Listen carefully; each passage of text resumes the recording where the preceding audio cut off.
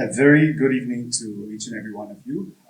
I would like to extend my gratitude to Tetso College and the University of Melbourne for making this two-day Leading Together Dialogue 2023 happen. I would like to also welcome each one of you to the Indigenous Heritage and Decolonization and Naga Repatriation Journey, a panel discussion. This morning, I came across an Instagram post where it said, "Never mock someone who doesn't know how to speak English properly." It shows the existence of his or her dominant language or the first language. That sparks the existence of his or her own identity. At some point, I felt my mind is so colonized that I felt the requisite to be able to speak English properly, more like the native. So it was, today I feel rather blessed. On other occasions, I would feel a little nervous, but today I feel rather privileged and blessed to be a part of this discussion and be able to share my thoughts. I will be your moderator as well as the discussor for this session. And I have, before giving the stage to our other three panelists, I have also prepared something to present, and I have titled it as Repatriation as an Ethical Exercise, a Decolonization Project. When I first looked into what repatriation really is, I read it as repatriation as the returning of things or person to its country of origin. It may also refer to non-human entities like currency of one's own country, as well as the return of military personnel to their place of origin following a war. Then I thought, why repatriation? Why is it a post-war duty or a responsibility? So then I looked into what is war. Then the sole purpose of war is to primarily see if the benefit of war is deemed to outweigh the disadvantages. And if there is a sense that there is not another mutually agreeable solution, only then there is war. So, but the fatality has become even more larger. Many resort to avoid it at its best, considering negotiations and mutuality. But also interestingly, even in the most brutal of the time, like war, there are ethics. Ethics to see if it requires certain principles, even at the most adverse situation like war. So it's weighed by legitimate authority. It should be a just case or just cause. It should have right intention. It should be the last resort. It should be proportional. You should not be greedy even when you fight war, just only to see if it fits the purpose.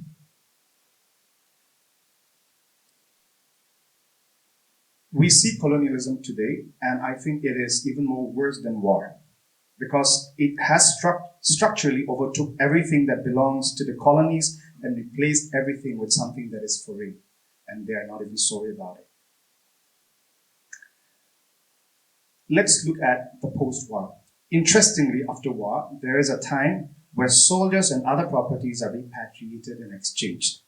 It includes taking the soldiers home, whether dead or alive, giving back cultural items which are of national heritage or of cultural significance, and these practices are followed as an honor to the cultural custodian, who are the native people. Dead bodies are returned in their homelands, considering the fact that they belong to the soil from which they originated. As a right, they are honored, declared as martyrs, and their works are enumerated. Now, who would consider a thought of calling the dead person's name, his achievements, his life history, and paying him his last respect? It is always the families and the people he was surrounded by, because it is they who knows best and who knows what to do next. In 2019, the Nagaland government commemorated the 75th anniversary of the Battle of Kohima with the theme, Remembrance, Reconciliation, and Rebirth. 79 years have passed now since the battle. But today, the communities still look out for the remains of the departed. The government of Nagaland has been assisting the Japan Association of Recovery and Repatriation of War Casualties, JARRWC, in excavating remains of Japanese soldiers across Nagaland. Hence, we know the theme of repatriation is not new for Nagaland government. Repatriation is a sense beyond simply a cross-national conformity or any humanitarian duty. But more so, it's because these artifacts, war items, or other items taken during invasion, or even human dead bodies, find no meaning in a place from where they do not originate. When these items are returned, restored, and given back, this item regains its meaning and purpose. The dead bodies, when buried in their homelands, is said to have brought back the sons of the soil to its rightful place, and within carries the inheritance of the soil, the heritage, the bloodline, the lineage it embodies in all manners. In a Naga community, when a person dies, it is a requisite for his or her community to look out for the remains, so that he may be honored for the last time before he is sent off to the afterlife. It is widely considered practice, which shows why honoring the dead is very necessary. These practices vary among communities. For example, in our last visit to Mon, the RRaD, that is Recover, Restore, and Decolonize, it's a research wing under Forum for Naga Reconciliation. We visited Mon to speak to the communities, and we learned about caring and nurturing of the dead bodies. So we learned that the dead bodies are kept on the tree, that it may not be taken away by the wild animals. Now, it also varies from village to another village. And the Konyak tribes are considerably one of the largest tribes here in Nagaland. So we learned that the dead bodies are kept on the tree, that it may not be taken away by some wild animals, while also on the tree it serves as protein for the birds and other animals. From an eco-critical lens, it appears to be given back to nature from where it had originated. More like the food cycle. After all the flesh are fallen off, the skeletal remains are carefully washed and boiled. Once it's clean, it is kept in an earthen pot to be carefully preserved. Repatriation. Repatriation is important as it shows respect for the death, for cultural beliefs, and for the hurt it has caused to source communities because of the development of science and museum collection. Repatriation is a way of looking at restoring meaning and purpose, a remedial method to what colonialism had done to the rest of the colonies. With colonialism was also supremacy of the colonial regime and oppression of the colonized. They took away any properties from the then subjects as per their likings. With these stolen artifacts were born narratives which vehemently misrepresented colonial culture and knowledge. One example is The Naked Nagas by C. von Vorher Heimendorf. It's a book which solely depicts Nagas as naked. With this also attributed various forms of cerebral and intellectual deficit, describing Nagas as backwards. But what most didn't know was the rich culture and design that was used in Naga textiles, which shows the utility of clothes and other forms of apparel since long. Decolonizing involves refabricating this narrative from the native point of view and giving it an indigenous sense. It is an attempt to deconstruct the Oriental image of the colonial narratives, but with the actual and Oriental point of view. Decolonizing today holds a huge task of creating and formulating means and ways to counter colonial narratives, which was written and imposed on the subservient. Repatriation is a process of looking at the ownership, by which it means giving back what belongs to the owner, most of which are kept in museums, will now be given back to the rightful owner, as most museums have come to realize that museums are not the owner of the property, but have rather unethically kept these artifacts, violating all forms of human and cultural ownership. It is a generous and humane act to right the wrongs of the colonial past and see civility and progress in the common source of ownership in all manners of sharing and imparting knowledge.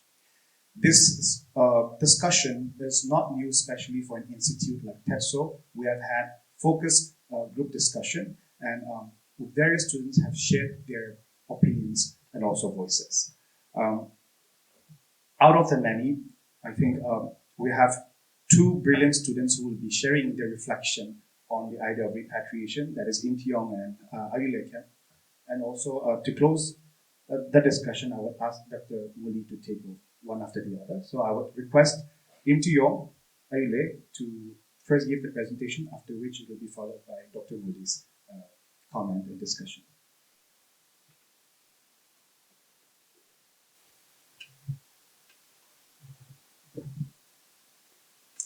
Hello, Kashe. That is greetings from my Rengma dialect. Greetings to all of you here. I am very humbled and honored to be sharing the panel with respected sir as well as my very own friend Yimti today. I am looking forward to really learning a lot from all of you here today as well. I have titled my very short presentation as My Personal Growth with Repatriation. Although I grew up in Nagaland, I was born and brought up in Nagaland itself, I rarely had the interest or it never crossed my mind to actually dwell or deeply think about my roots and my identity. As we talk about repatriation, in the past, I have come across in through books where it was written about this artifacts being taken away from us, but due to lack of my sensitivity, I did not really ponder upon it, and I was only struck with the need to think of and ponder upon this issue after attending the Morong lecture that was in 2022. Also, this very incredible event, Leading Together Dialogue 2022, that was held in the month of September, hosted by Stella Maris College, Chennai. It was just a few days before my flight, before I flew to Chennai. I was getting ready and checking out my traditional attire that I was supposed to be wearing on the first day of the conference. As I was trying to understand the significance of the designs, the colors of my attire, I reached out to my elders who were of my parents' age as well as some few older to them. Sadly, I realized that most of them of my parents' age did not have much knowledge regarding it. I started questioning if this is the situation right now, what about the next generation? Will they lose their roots? Will they find home? It was so disheartening to me that it ignited something inside me. It made me want to dwell deep into studying the ornaments and culture of my roots. This led me to open a small traditional ornament business where each customer receives a pamphlet with a few paragraphs and of the indigenous practices and history of Nagaland and our identity, which also promotes our culture and they get to learn from it. I take some time to also speak to my elders and gather recordings and uh, recordings of folk tales and folklores as well as incidents from the past. It's my own very way of preserving our heritage and ensuring that it is not forgotten. This is a picture from Living Together Dialogues 2022. We have the Stella Maris family with all the other delegates as well. This is our team. These are the small traditional ornaments that I studied about. Yes, these are pictures from the interviews that I took for my recording. And there's another one as well, yes. Thank you very much. Those are some of the pictures. Okay, so for a young member of the Naga community like myself, repatriation holds immense significance. It is a key turning point in our journey to cultural reclamation.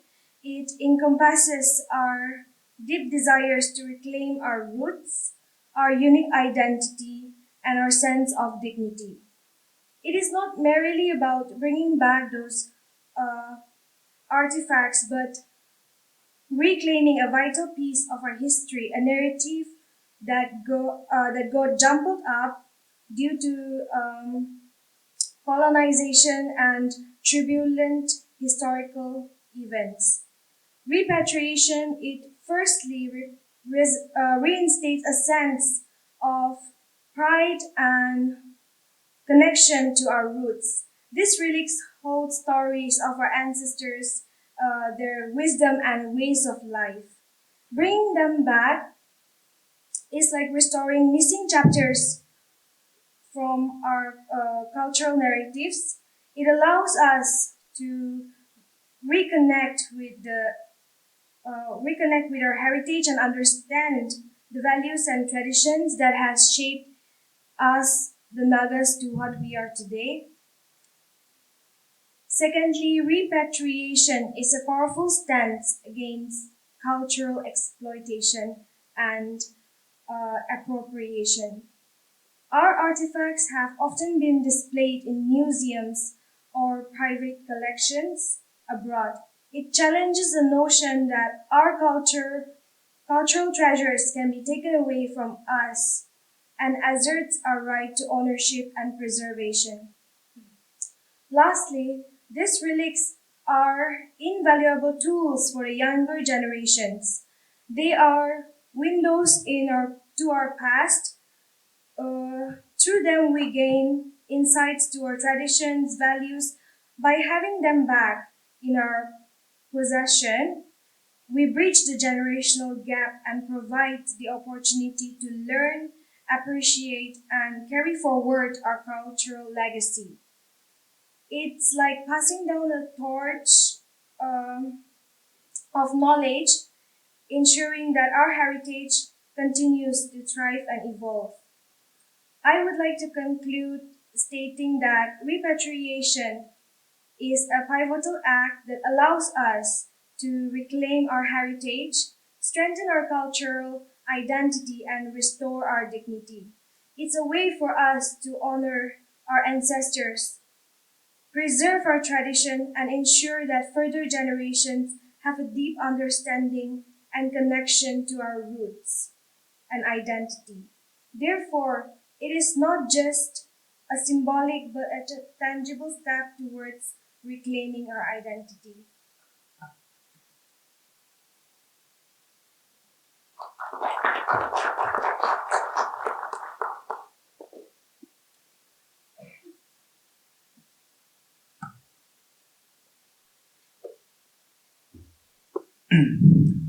Nunuk achak din salam namsataper, which means greetings to you all in my Ao dialect. Uh, good, good evening, everyone. My name is Yimtiyong Longkumer, and I think by now most of you will have a gist of what repatriation is, what the process entails, and my friend as well, and as well as Sir, has given a lot of background to what this process is. It's an honor to be standing here and sharing the stage with so many accomplished people, and also to be speaking in front of all the delegates, all the guests, and teachers as well. So I think I would focus more on my survey that I've conducted on repatriation. So the title is Journey Home, Surveying Sentiments on Naga Heritage Repatriation. Can you go to the next slide, please? Yeah, so that's the report. Yeah, but before I start, I think I would just like to describe how repatriation has really helped me, because I, from a very young age, did not spend my time in my hometown. and I became very detached from my culture. I did not give much importance to my indigenous cultural practices or values. And so it was only, so I shifted to Shillong at a very young age, and I did most of my early schooling there. When I came back to Dimapur and, settled in an area with more of my our peers, the thing is, I spoke a lot of English, and in Shillong, that is. So when I came back here, I had to begin conversing with my our dialect, and that became a problem. In one way, I was a little prideful in the fact that I could speak better English, but somehow there was this shame that, I can't even speak my own mother tongue. I was struggling to form this bond, to connect with my own peers, my own community. So over the years, I tried, uh, I tried to, learn. I tried to, let's just call it repatriate myself as well on a personal level. And I think the breaking point was like how my friend Ahyule mentioned, that we attended the Smorong lecture on repatriation. So that was the breaking point for both of us. We took different approaches. Mine would be on the survey, and hers was on more personal experience and perception of repatriation. So yeah, I'll just discuss on what the survey did. So the purpose of this survey is to assess the awareness levels, understanding perceptions, and then gauging the potential impact, and also enhancing the public engagement and public discourse. Please, next slide. Yeah. So the methodology that I used.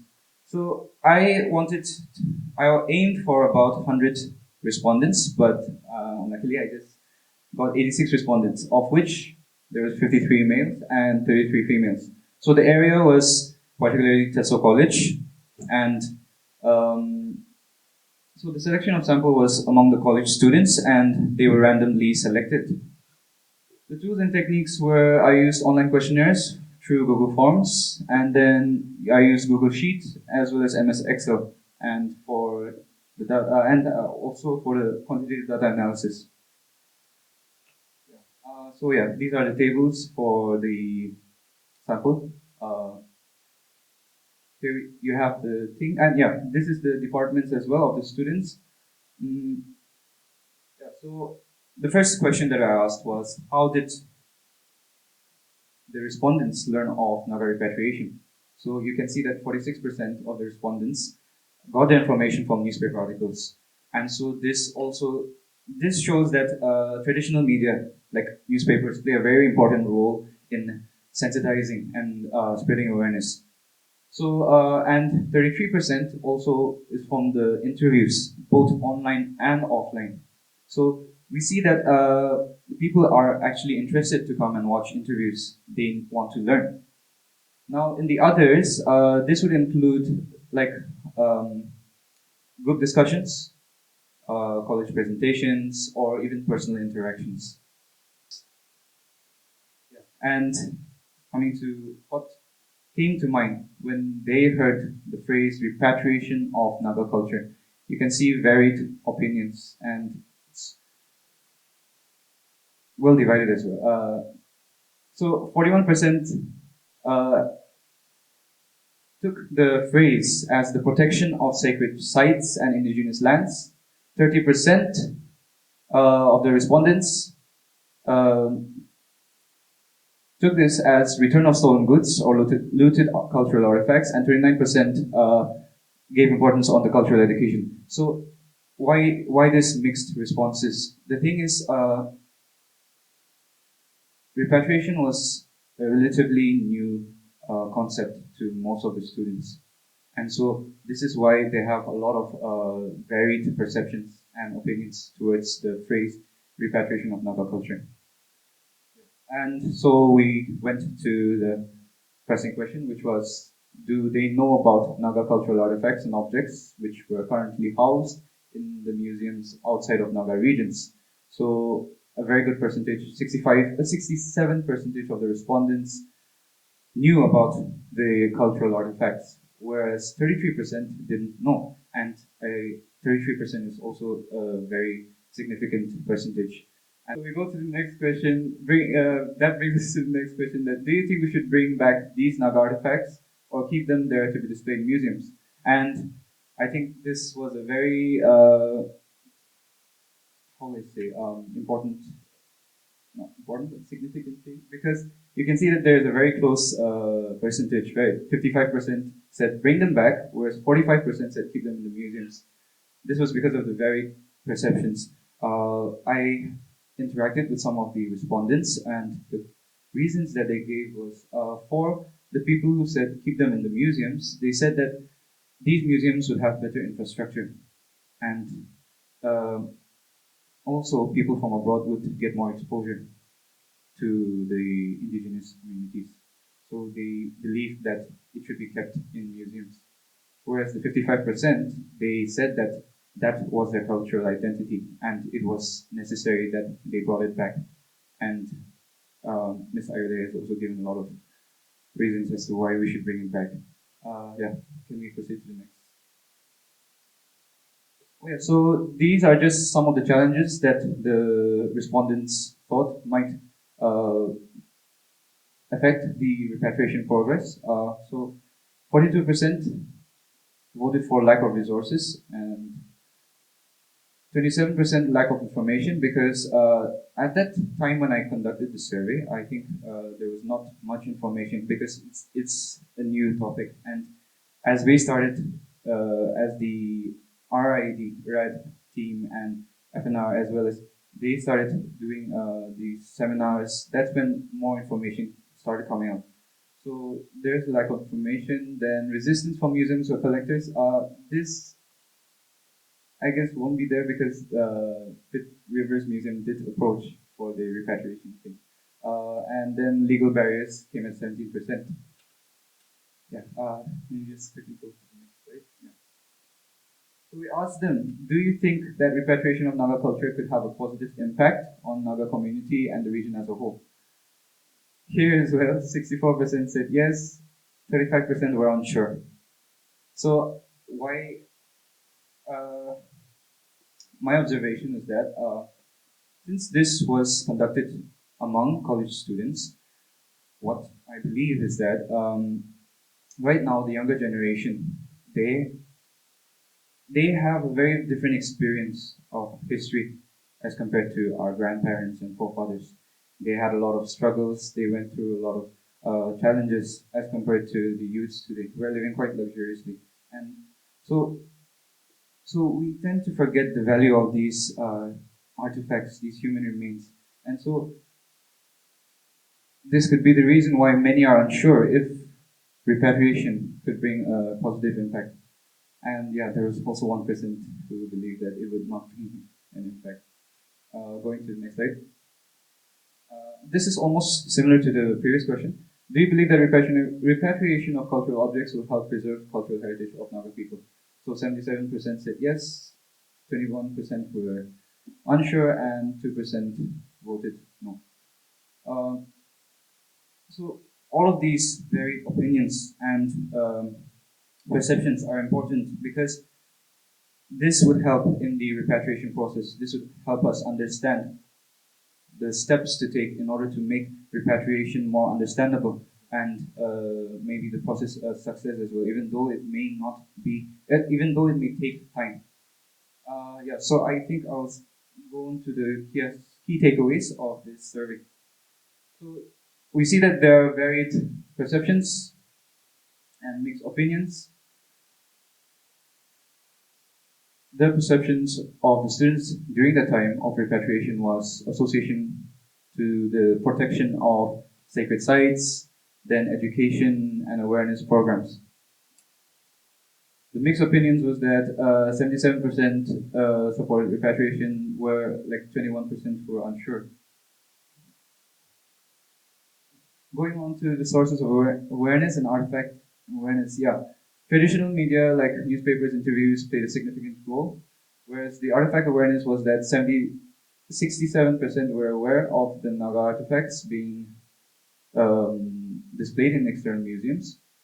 And yeah, the challenges that would face were lack of resources, information, then legal complexities and resistance from museums. Impact on cultural awareness was that they had 64% had believed that it would have a positive impact. Next slide, please. And yeah, 55% preferred bringing back the artifacts, which showcases a very strong desire to reclaim cultural heritage.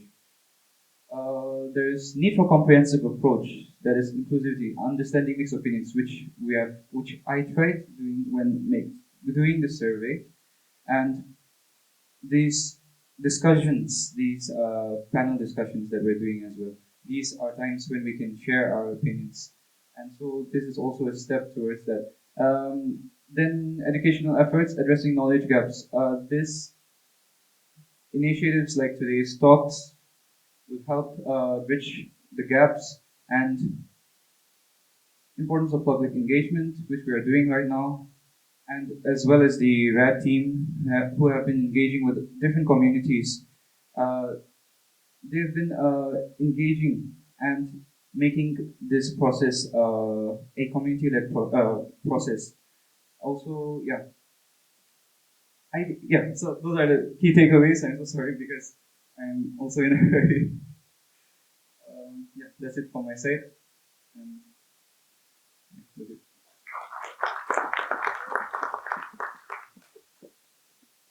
So I would like to thank the moderator for, as a curtain raiser. I would like to thank the two panelists for their brilliant presentation, both Ms.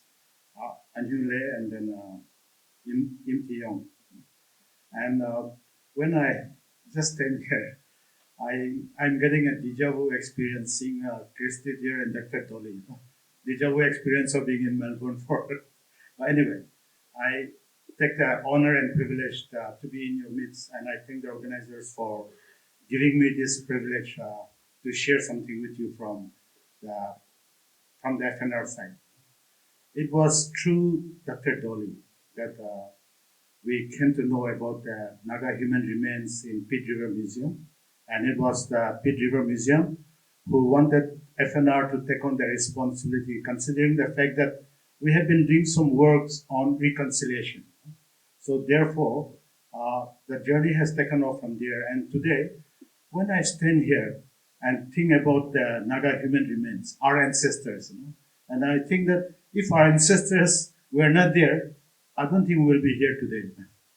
But saying that, once I was in the National Museum, I think that was in school days, National Museum in Kolkata, and I saw the skeletal structure of a dinosaur, and a huge thing. So when I really think about our ancestors in the Naga human remains in Pitt River Museum, I get a feeling that the Nagas were introduced to the rest of the world in the skeletal structure, not a human structure. But now today, when we think about the repatriation of those human remains, I think we could get a different perspective from the moderator as well as from the panelists. But from my side, what really amazes me is this, that it gives me it makes me feel that the repatriation has opened a door to the kind of mental trauma that our Naga people have suffered. And that mental trauma is not just, it's not just for talking sake. It has very wide consequences. And if you look into our Naga history, we know that the Nagas were the only people who resisted the British imperialists for 48 years. Finally, those days there were no roads to Kohima and all like that, but they have to bring a cannon from Assam on an elephant's back. Just imagine how, I think the British imperialists were also quite surprised at how Nagas could go on. So anyway, what I mean to say is that we have gone through a history of struggle and militarization and conflict and all that kind of thing can definitely cause, can definitely leave behind a kind of a mental trauma. And one may think that mental trauma is, if I face, you may think that it doesn't go to my children. But then there are studies now to show that mental trauma can be intragenerational or intergenerational. For example, there was a study done in New York on the children of the survivors of the Nazi death concentration camp during Second World War. Those survivors who had migrated to New York and they were living. So the psychologists and the psychiatrists did a study on the children. Then when they did the study, they found that these children had very high vulnerability towards mental health issues, mental disorders, okay? Which also inclusive of addiction also. So the people who are doing the study were surprised as to how these children should have that. Because the children were never exposed to the Nazi death camp concentration in Germany or in Poland or elsewhere. How? So they decided to do a study on the parents. When they did that study, they found on the parents that the parents were continuing to suffer from guilt and shame of surviving. And their parents also had very high expectancy on their children. And the parents had very high sense of insecurity. So see, the children did not know, and children did not live in Germany or in Second World War, but because of the parents, that trauma that they have gone through, it was being passed on to their children also. So I would really think that the sort of this repatriation of our ancestral, ancestral remains from Pit River Museum has actually opened a new door for our Nagas to become aware of our own mental health.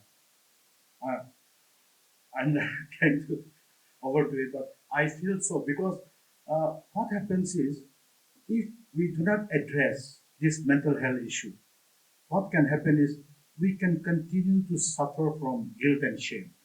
And if we are to be having guilt and shame, this will definitely have it'll really lower the self-esteem of any Naga individual. And it could also take away our confidence to face challenges or to respond to challenges in the appropriate way. And then it can also, the mental trauma can also be in the form of anger and resentment. So anger and resentment, usually what happens, it causes trust deficit among friends or among relationships. And we can see how trust deficit is prevailing so well at the present moment in Nagaland. And then, of course, one can also suffer from doubts and fear. The intergenerational trauma from the colonial imperialism to after the British left, the Nagas have made themselves very clear that as you leave us alone to determine our own future. In fact, I was interacting with some intellectuals from Manipur and some Meitei writers. They said, when the rest of Northeast India were slumbering, how did the Nagas, and we always thought that the Nagas were primitive, but how did the Nagas came to such a realization that they would like to determine their own future too? And then, of course, our forebears also realizing that we must be a nation on our own. They even declared their nationhood, the peoplehood, the nationhood. So, in fact, there's another Assamese intellectual whom I met, and then we were discussing about the Naga struggle, and he said he was young when India got independence. But, from that time in Assam, they started feeling what's going on among the Naga leaders. And the Assamese said, no, the Nagas are from different tribes. So they will never come together to declare their independence. But when the Nagas came together and declared independence on 14 August, that is one day ahead of India, the Assamese intellectuals were shocked. How could the Nagas come together? But today, what is happening to us? So I asked him, then what is happening to us? There's so much disintegration and so much fragmentation. So he said, it is the market force. And I think it is a market force that is really dividing us, because our young people are no longer interested in our history. Our young people are no longer willing to listen to or to go to the roots to find out what's going on. But our young people are attracted by the alluring TV advertisement that you wear this dress, you look wonderful, you have this makeup, you look wrong, you must have this shoe to improve your life. No? The market force is really playing such a role whereby we are getting too distracted and we're not giving any attention to our history. So I would really think that this repatriation has really opened the door for us to have a look at our own history in that perspective, and also at the same time to think about our own vulnerability and insecurity. I think in our Naga history, if you look at our ancestral wisdoms, even at that time, there was the human element of fear, greed, and desire for power. But they had a very wise mechanism to address fear, greed, and desire for power by having the feast of merit. So one would become very rich, very wealthy, but then he has to give a feast to the whole village. So he comes back and start his life from zero again. But today, we are seeing that vulnerability and the insecurity that has resulted because of the intergenerational trauma that we have gone through historically, is also playing that role of reviving our fear, greed, and desire for power. So sometimes I think we talk so much about corruption, but when you talk about corruption, I think you have to find its root, and maybe you'll find something in the trauma that we have gone through. So I would just like to share with you that much, because why I emphasize on the mental health aspect here about that repatriation has opened the door is because neuroscience is quite clear today that 95% of our behavior is controlled by our subconscious. It's only at 5% we are conscious. I am consciously speaking to you, and I'm sure you're consciously listening to me, in spite of a talent. But there is only 5%. 95%, I won't really know what is going on in your subconscious in the 95%. So we have to come to awareness about this, and then try to, through this dialogue, through this living together dialogue, maybe we also give some little attention to the perspective of mental neuroscience, and try to at least try to bring it to some awareness so that healing can come to our people. Thank you so much for the time.